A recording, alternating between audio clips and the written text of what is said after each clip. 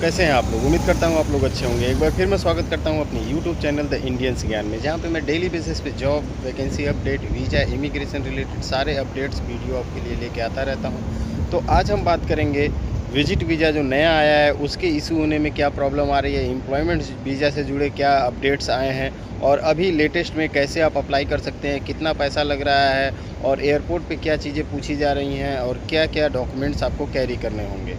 तो बहुत सारे लोगों का मेरे पास मैसेज आ रहा था विजिट वीज़ा को लेके, तो मैं उस पर वीडियो नहीं बना पा रहा था क्योंकि मैं ऑलरेडी कुछ बिजी था इमिग्रेशन जाने के लिए, कई सारे ऑफिस जाने के लिए और अपने ऑफिस में भी ड्यूटी करना रहता है। तो उससे बहुत कम टाइम निकल पाता है लोगों का रिप्लाई करना और उस पर वीडियो बनाना। पर्सनल टॉपिक में तभी चूज़ करता हूँ जब 5-10 लोगों का एक ही टॉपिक पे कमेंट मतलब व्हाट्सएप मैसेज आता है। तो विजिट वीज़ा कितने में आ रहा है, कैसे निकल रहा है, एयरपोर्ट पे क्या क्या चीज़ें मांगी जा रही हैं, सिक्योरिटी डिपॉजिट करना पड़ रहा है या नहीं करना पड़ रहा है। तो बहुत सारे लोगों का सेम कंसर्न था कि इस पे बताइए अपडेट कैसे आना है, क्या करना है, पहले टिकट बुक करना पड़ेगा या नहीं करना पड़ेगा। तो अब बात करते हैं हम स्टेप बाय स्टेप कि देखिए, आप अगर विजिट वीज़ा पे आना चाहते हैं तो नया जो विजिट वीज़ा है वो 60 दिन का है और 1 महीने का है।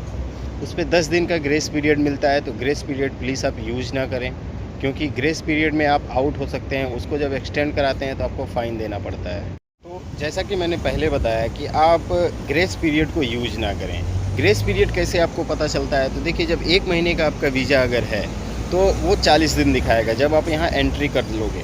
60 दिन का वीज़ा 70 दिन दिखाएगा, आपको एंट्री कर लेंगे। लेकिन यहाँ प्रॉब्लम्स कब आती है? प्रॉब्लम्स तब आती है जब अपने वीज़ा को आप एक्सटेंड कराते हैं ग्रेस पीरियड यूज़ करने पे, और या तो एम्प्लॉयमेंट में कन्वर्ट कराते हैं या एग्ज़िट करते हैं एम्प्लॉयमेंट के लिए, एंट्री परमिट पे आने के लिए, तो वो फ़ाइन आपको पे करना पड़ जाता है। तो ग्रेस पीरियड को यूज़ करना सही चीज़ नहीं है, वो आपको प्रॉब्लम्स क्रिएट कर सकता है, आपका रिकॉर्ड भी ख़राब हो सकता है यूएई इमिग्रेशन में। तो ग्रेस पीरियड को यूज़ ना करें। अब बात करेंगे कि चार्ज कितना लग रहा है। चार्ज देखिए, आप खुद जाके आईसीए स्मार्ट सर्विस ऐप पे देख सकते हैं, वहाँ चार्ज आपको कम दिखाएगा। लेकिन जब आप खुद अप्लाई करते हैं बिना किसी स्पॉन्सर के, तो आपको पहले अपनी टिकट बुकिंग अपलोड करनी पड़ेगी। दोनों टिकट आपको अपलोड करना पड़ेगा, तब आपको कंफर्मेशन देगा। और थोड़ा सस्ता पड़ता है, लेकिन 2 से ढाई हज़ार का डिफरेंस पड़ जाता है। आप किसी ट्रैवल एजेंट से वही वीज़ा लेते हैं तो बिना टिकट बुकिंग के वो वीज़ा निकल जाता है क्योंकि वो ट्रैवल एजेंट उसमें स्पॉन्सर बन जाता है। तो ये डिफरेंसेस हैं। आप दोनों तरह से अप्लाई कर सकते हैं, या तो पहले आप टिकट बुक करके खुद से वीज़ा अप्लाई कर सकते हैं, या तो पहले वीज़ा आ जाने के बाद आप टिकट बुक कर सकते हैं। उसके लिए आपको ट्रैवल एजेंट से विजिट वीज़ा निकलवाना होगा। अब बात करते हैं नेक्स्ट स्टेप की, एयरपोर्ट पे क्या चीज़ें पूछी जा रही हैं। तो देखिए, एयरपोर्ट पे कुछ नहीं पूछा जा रहा है, ईजिली आपको एंट्री मिल रही है। ना ही आपसे करेंसी शो कराने के लिए बोला जा रहा है, ना ही आपसे कोई डिपॉजिट। आपके पास वैक्सीनेशन सर्टिफिकेट होना चाहिए, कम से कम आपकी सिंगल डोज लगी होनी चाहिए, तब आप आ सकते हैं। उसके बाद आपके पास रिटर्न टिकट कंफर्म होना चाहिए, वो कभी कभार कितने लोगों का चेक होता है। उसके पास आपका वैलिड होटल बुकिंग होना चाहिए। ये 3 चीज़ें रिक्वायर्ड है, रिटर्न टिकट, वैक्सीनेशन सर्टिफिकेट और वैलिड होटल बुकिंग होना चाहिए। होटल बुकिंग कितने दिन का करें, तो होटल बुकिंग देखिए, मिनिमम आप 1 हफ़्ते का कर सकते हैं। 2 दिन का भी चलेगा, लेकिन आप 1 हफ़्ते का कर सकते हैं। 1 हफ़्ते का करेंगे, कोई क्वेरी नहीं होगी आपसे। कितने लोगों का कंसर्न था, बहुत सारे यूट्यूबर लोग कन्फ्यूजन फैला के रखे थे कि वहाँ आपसे डिपॉजिट मांगा जाता है या करेंसी शो करने के लिए कहा जाता है। तो नहीं, ऐसा नहीं है। ये स्पेसिफिक कुछ कंट्रियों के लिए है, जैसे पाकिस्तान के लिए है, नाइजीरिया के 18 कंट्रियाँ हैं, फिलीपींस वगैरह के लिए या इंडियंस के लिए कुछ नहीं है। तो आप इस चीज़ से बेफिक्र रहें कि ज़्यादा डॉक्यूमेंटेशन या ज़्यादा क्वेश्चन आंसर किया जाएगा, नहीं किया जाएगा। आपकी वैक्सीनेशन सर्टिफिकेट होनी चाहिए, होटल बुकिंग होनी चाहिए और रिटर्न टिकट होना चाहिए। कभी भी ये ना कहें कि मैं जॉब सर्च करने के लिए जा रहा हूँ। आप इजीली यहाँ जॉब सर्च कर सकते हैं। अब बात करेंगे कि आपका वीज़ा कन्वर्ट कैसे होगा। देखिए, आप जॉब सर्च कीजिए, 100% अपना दीजिए।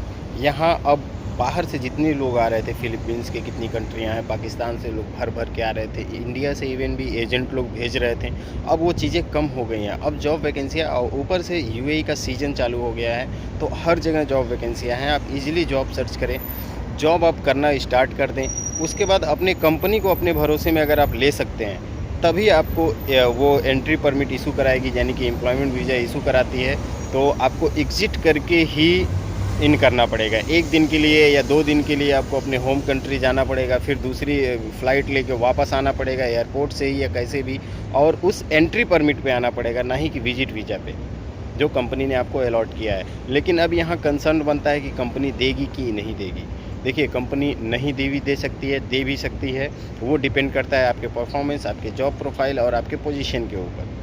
या तो दूसरा ऑप्शन क्या बनता है, आप कंपनी को जितना भी वीज़ा का पैसा लग रहा है उतना या तो अपनी सैलरी होल्ड करा दें ताकि कंपनी को प्रॉब्लम ना हो, और या तो फिर आप अपने पास से पैसा जमा कर सकते हैं कंपनी के पास, ये पैसा है, आप मेरा एंट्री परमिट इशू कीजिए, मैं एग्जिट करके एंट्री करूँगा, आपके एंट्री परमिट में मेरा एम्प्लॉयमेंट में कन्वर्ट हो जाएगा। आप इसके लिए छुट्टी का भी दिन चूज़ कर सकते हैं, फ्राइडे या सैटरडे या संडे को आप एग्जिट करके एंट्री कर सकते हैं। ये थोड़ा एक्स्ट्रा खर्चा है, लेकिन अभी के लिए ऑप्शन यही है। जॉब सीकर वीज़ा मिलने से रहा, क्योंकि उसके लिए बहुत ही बड़ी क्राइटेरिया है, बहुत ही शॉर्ट चीज़ें हैं, तो वो आपको नहीं मिल पाएगा। वो अलग लेवल के लिए, उस पर जब अलग वीडियो मैंने बना रखा है, वो आप देख सकते हैं। तो अभी का जॉब सर्च करने का सिनेरियो यही चल रहा है। आप मिनिमम मान के चल सकते हैं कि फ़्लाइट से आना जाना और आपको डिपॉजिट करने में, मतलब आपका वेस्ट पैसा जाने वाला है तो 25 से 30 हज़ार ये आपका वेस्ट जाएगा एंट्री एग्जिट करने में। तो ये चीज़ें आप मान के चलें, तभी आप इस वीज़ा पे आएँ और जॉब सर्च करें। जॉब ईज़िली मिल जाएगा, कोई भी सेक्टर हो। ऐसा भी नहीं है कि आप लेबर ग्रेड में आ रहे हैं तो जॉब सर्च करने के लिए सोच रहे हैं, तो लेबर ग्रेड में हमेशा मैन पावर सप्लाई कंपनियाँ और थर्ड पार्टी ही रोल अदा करते हैं, आपको फिज़िकली जॉब नहीं मिलता है। तो थोड़ा बहुत आप पढ़े लिखे हैं, इंग्लिश आपकी अच्छी है, तो आप विजिट वीज़ा पे आके जॉब सर्च कर सकते हैं। तो उम्मीद है आपके सारे लोगों का कंसर्न ख़त्म हो गया होगा, क्लियर हो गया होगा, डाउट जितने भी थे। अब बात कर लेते हैं एम्प्लॉयमेंट वीज़े का क्या प्रोसेस चल रहा है। देखिए, एम्प्लॉयमेंट वीज़ा डिले चल रहा है। एम्प्लॉयमेंट वीज़ा डिले इसलिए चल रहा है कि मैं खुद गया था इमिग्रेशन पता किया, जो अभी आउट पास का 50% ऑफ करके रखा है यूएई गवर्नमेंट ने, उसकी वजह से इतनी ज़्यादा रश चल रही है, इतनी ज़्यादा भीड़ चल रही है, इतनी ज़्यादा भीड़ चल रही है कि पूछिए मत। तो एम्प्लॉयमेंट वीज़ा थोड़ा डिले चल रहा है। सारे जितने लोगों ने, कंपनियों ने या एचआर लोगों ने जो लगाया था, तो उसमें एमओएल लेटर के लिए मेल गया था उनको, वो चेंज करके लेबर कॉन्ट्रैक्ट में कुछ चेंजेस किए गए हैं, चेंज करके दोबारा रीप्रिंट करा के आपका सिग्नेचर करा के वो भेजेंगे। उसके बाद भी वो पेंडिंग टाइम ले रहा है, जबकि मिनिमम टाइम होता है 45 डेज़ का, लेकिन 3-3 4-4 महीने लग जा रहे हैं। लेकिन इसमें आपको बेनिफिट ये रहता है कि आप ओवर स्टे नहीं हो रहे हो, क्योंकि वो कंपनी का कंसर्न है, और अपने होम कंट्री से आपने अप्लाई कर रखा है, तो वो आपको कोई प्रॉब्लम नहीं है। 2 महीना लेट सही, लेकिन आप पक्के वीज़े पे तो आओगे कम से कम।